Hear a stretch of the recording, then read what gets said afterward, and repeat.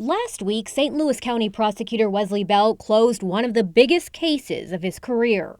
We were going to bring justice to these families. On Friday, 55-year-old Thomas Bruce pleaded guilty to first-degree murder, admitting in court he sexually assaulted two workers in the Catholic supply store in Baldwin before killing customer Jamie Schmidt when she refused his commands.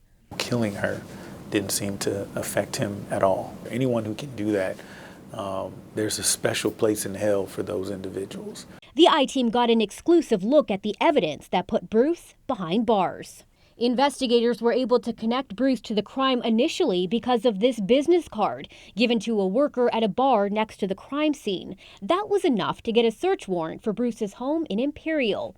There, investigators found the murder weapon and a distinct hat the victims remembered him wearing. Among the evidence, a glimpse into Bruce's home life, Bible quotes on the wall, lottery tickets on his desk. In the garbage behind the home, more of Bruce's clothing, where investigators would find crucial DNA evidence linking him to the crime.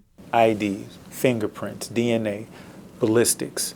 Despite overwhelming evidence, life without parole was the maximum sentence Bruce faced. Cases, it seems they don't get much worse than something like this. And yet the death penalty was never an option. You have to keep in mind there's a higher scrutiny with respect to appeals in death penalty cases. Many of them don't end in death. Shortly before pleading guilty, Bruce told the court he had bipolar disorder and depression. Bell says he doesn't buy it. But there's no evidence supporting that there's any mental health issue that contributed to him committing this crime other than his decision to do this. Bruce is now preparing to head to his new home, a maximum security Missouri prison.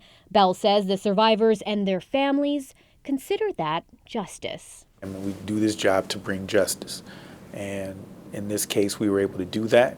Now, investigators believe Bruce may be connected to other murders, most notably the 1985 murder of a Tennessee woman. We've also learned the FBI was investigating Bruce. They won't confirm whether that investigation is still active. For the I-Team, PJ Randhawa, 5 on your side.